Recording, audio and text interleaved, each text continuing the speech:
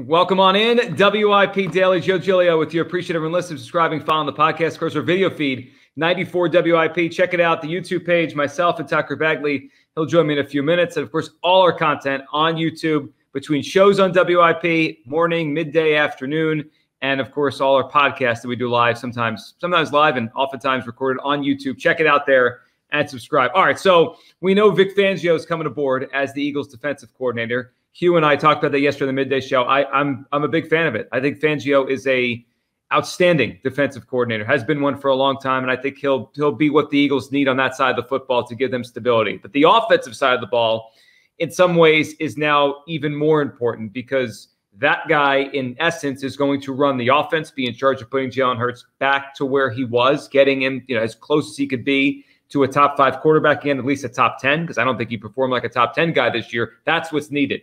And that's where all the money is. It's all where the resources have been. The Eagles offense, even with Fangio here, needs to be the driving force behind what they do. So who's it going to be? Well, we know that guy's going to call the plays. He's going to be in charge of the offense, work with the quarterback. It's a hugely important position. And so far we have 3 names, and I want to focus on one today. But the 3 names the Eagles have either requested an interview or have already interviewed: Kliff Kingsbury, Gerard Johnson, and Kellen Moore. And what I find interesting about just that group, before we get to Kingsbury himself, because I think he is by far the most intriguing candidate, they're all former quarterbacks. They all played the position. And I think there's probably something to that. We'll see who else becomes part of this mix. Will they all be quarterbacks? I don't know. I mean, there could be someone who was a running back or a wide receiver and is just really smart, and you want to bring them in. But I think it's pretty clear so far the Eagles are targeting former quarterbacks, quarterback gurus, guys that are good with developing quarterbacks, to help get Jalen Hurts back to where he needs to be in this offense where it needs to be. Now, as far as Kingsbury goes, my first thought is, I'm intrigued. And the more I think about it, the more I like the idea of bringing Kliff Kingsbury here to be the offensive coordinator. And before you either yell at your screen or your phone, or you type something like, "Hey, Joe, you see his record? He's a bad coach." He's not coming here to be the head coach. We've already established that Nick Sirianni, whatever we want to think about him and whatever the heck the Eagles just did there, he's the head coach. So Kingsbury's record, in my opinion, is not germane to the subject of can he be a successful coordinator. He was not a good head coach at Texas Tech, and obviously not a good head coach with the Arizona Cardinals. I don't think that's what he is. I don't think that's what his future is. But can he get guys open? Can he get an offense to score points? Can he get an offense to play efficiently and be a driving force among the rest of the teams in the league in terms of the passing game? I believe the answer to that is yes. The more I think about Kliff Kingsbury, his career path, what he is, what he believes in, what he has done, who he's worked with, the more I think there's something really there. And maybe his next stop, this stop, the one he takes, I think he's going to be a coordinator in the league next year, is where he really finds himself. When I think of Kingsbury, there's a Mike Martz element to Kliff Kingsbury. That's the name that comes to my mind. Like, this guy is really, really gifted when it comes to building passing games and building passing games that are very difficult to stop with multiple options in there. He played under Mike Leach. I mean, this is a guy who learned and played. I mean, when he left Texas Tech as a player, Kliff Kingsbury, he held basically every Big 12 passing record. He had like 9 NCAA records. He was an all-time passer playing in that air raid offense, and that's what he learned in.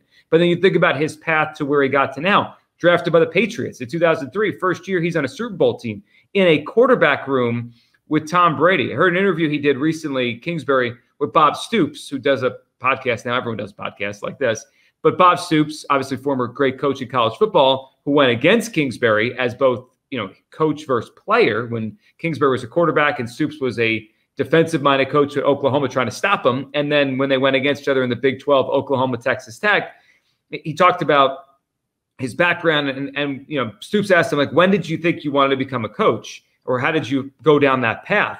And he said he never thought about it until he started playing for Bill Belichick, watching the preparation, watching the detail that Belichick put into everything. He kind of fell in love with that part of football under Belichick. So this is not just a guy that's, he just knows passing. No, this guy learned under Bill Belichick. He's a former quarterback who learned under Belichick, who sat in a quarterback room with Tom Brady. There's something about where this guy has been that I think is really interesting. You go back to Doug Peterson, part of why I thought he was such an interesting candidate and then became a successful head coach is the vast knowledge he just was around. He was around Don Shula. He was around Mike Holmgren and Brett Favre and Dan Marino. There's something to, I think about this in any walk of life. There's something to like osmosis. Like you're around smart people. It doesn't mean you're going to be smart, but you pick up things. You pick up things that successful people do. I think that's part of why these teams fall in love with the Shanahan-McVay types. Yes, they could bring the scheme, but they also bring that, like they learn from greatness. It rubs off on you. And I think there's something to that. And so the background with Kingsbury is interesting to me. And then what he's accomplished on his own being a coach. Again, remove the record just for a second. Just remove the record and remove what he did as a win-loss guy, as a coach, a head coach.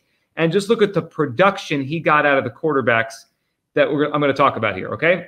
2, he coached straight up, and 1, he was around. So let's go to Patrick Mahomes at Texas Tech.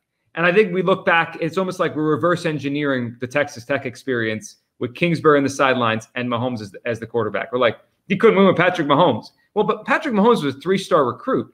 Let's not pretend he was number 1. Let's not pretend throughout his career people were talking about him at Texas Tech as the next great quarterback. He wasn't talked about then the way Caleb Williams is now. He wasn't talked about then the way Trevor Lawrence was in college football. Not even close. Andrew Luck, not even close. Before his junior year, no one even uttered the guy's name. And he went from a 3-star recruit, to a top 10 pick in the draft. Now, is part of that because Mahomes is unworldly talented? Yes. Was that untapped? Yes. But I give Kingsbury some credit for that. And Mahomes does too. Mahomes has talked about how he let him play like him, that other coaches probably would have taken what makes Patrick Mahomes so special and coached it out of them. I think Andy Reid refined it, and that's why we have greatness. But Kingsbury let him be, and that's what let this happen. Okay, so Patrick Mahomes in his junior year had 5,000 yards and 40 touchdowns. That doesn't happen in college football. I mean, passing touchdowns and 5,000 passing yards, it's very rare to see that in college football. And the team scored 524 points. Their defense stunk. I don't know if Kingsbury could spell defense, but that's not his job here or anywhere he goes as an offensive coordinator. It's to put points on the board. And I saw a quote yesterday, or a clip of A.Q. Shipley, former NFL player who's on Pat McAfee's show, talking about how Kliff gets people open. Like that's all he does. It's all he thinks about is he gets people open. It reminds me of the old Mike Martz Rams with Dick Vermeil. Like they got guys open.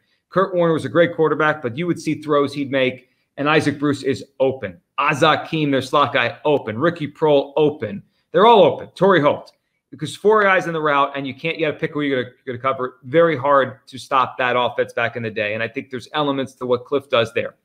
Then he goes to Arizona, right? He gets the head coaching job with the Arizona Cardinals, mostly I think because the relationship he had with Kyler Murray, and people thought, all right, he could bring that kind of offense to Arizona, get the most out of Kyler Murray. Well, guess what? He has gotten the most out of Kyler Murray. I know he came off an injury this year, but do we ever think Kyler Murray again will play as well as he did a couple years ago with Kliff Kingsbury?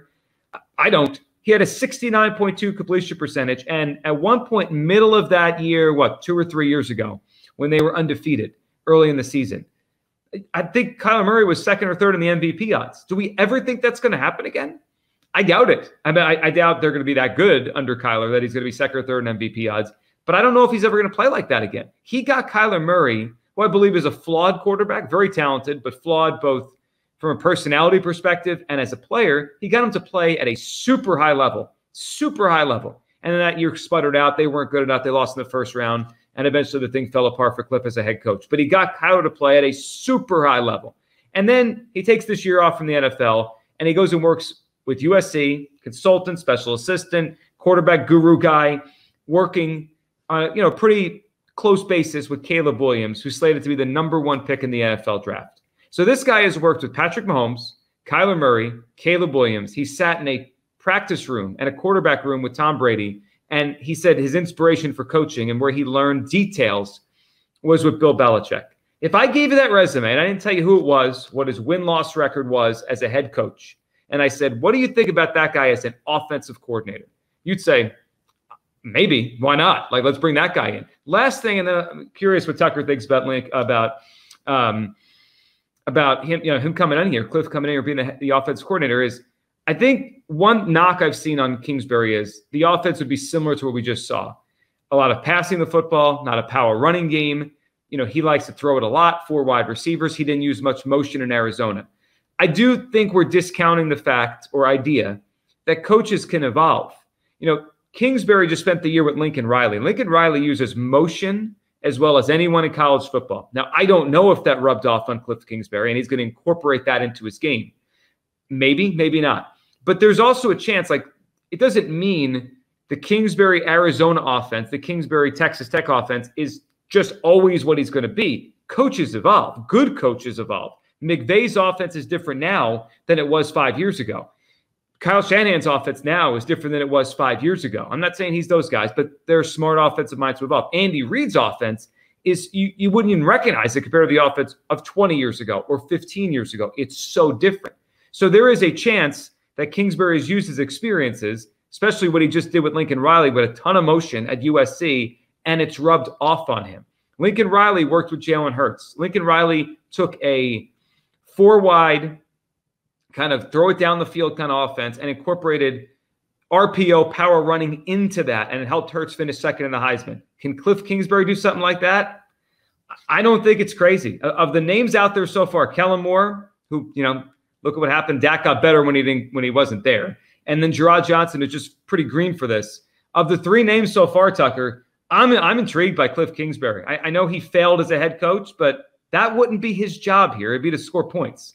No, and I think the idea of Kliff Kingsbury, especially among those 3, I think he intrigues me more than the other. The one point that I do have a drawback on is how eager is he to become a head coach again? Because we've seen before the NFL was really eager to make Kliff Kingsbury a head coach. He got fired from Texas Tech. He went to USC to be the offensive coordinator, and he became the Arizona head coach 2 weeks later. He never even coached a game there with that position before taking the job with Arizona. And if he has a big year, if he unlocks Jalen Hurts, if he unlocks the offense and makes it look like it did in 2022, it's going to be gone pretty quick, right? It's going to be a one-and-done situation. And hey, I don't know if the Eagles are in a position to turn away candidates who can fix the offense after what we saw last year. But if the name of the game is stability, if we're not counting on Nick Sirianni to be the head of the offense anymore, and he's just CEO coach, and he's going to be spending just as much time in defensive meetings as offensive meetings, there's a whole nother conversation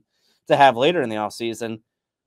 I think I want a little bit more stability. Now, I don't know if the other coordinator options, I don't know if the other candidates that they've interviewed give that, but I do know the NFL loves Kliff Kingsbury, and I do know there are a lot of teams out there that if he had success, combined with the flashes of success he had in Arizona, think about that 9-2 start they had before kind of falling apart in 2021.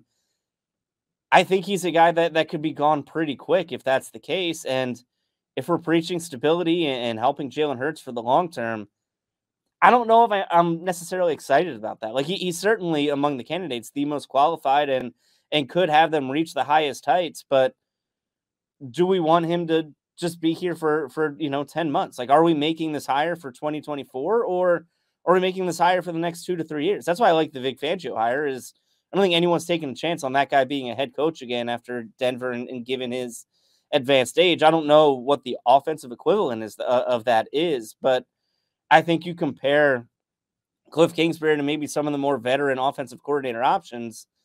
I'd rather get a guy here who's kind of comfortable and settled down. Yeah, and that would probably be the most ideal, and that would help Sirianni have stability. The Eagles have stability. I think it's tougher to find that guy in offense. Defense, it just feels like it happens. The head coaching carousel uses you, spits you out, and then you just stay there. Jim Schwartz, Steve Spagnuolo, Vic Fangio. I don't think any of them are going to become head coaches again. I know Schwartz wanted to. I don't think he got an interview this cycle. So I think it's just maybe it's just the way the league has gone, that they're more willing to say, yeah, you stay as a coordinator. Offense, you get that second shot. I mean, I guess the equivalent could be a Frank Reich, but that doesn't excite me. I think it's tougher to find an offensive guy with that kind of pedigree. Look, I know Kingsbury is polarizing. I could just see it here. If he succeeds, people will love him. They'll want him as the head coach, kick Sirianni out. If he fails, he's a pretty boy, not a Philly guy, all that kind of stuff. All I know is every time I've watched his offenses that he directs at any level, they score a ton of points. They just score, and that's the name of the game on offense. Does he have a buttoned-up approach to a head coaching thing? Probably not, but that's not what I'm asking him to do in 2024. I'm in. I would hire Kliff Kingsbury. I think it'd be really a unique experience here. And I also think the juxtaposition of Vic Fangio on one side and Kingsbury on the other, like two polar opposites, would have been fun to watch around C-Round. I appreciate everyone listening, subscribing, following WIP Daily. NFL picks for championship weekend in your feed tomorrow. Thanks for listening and watching.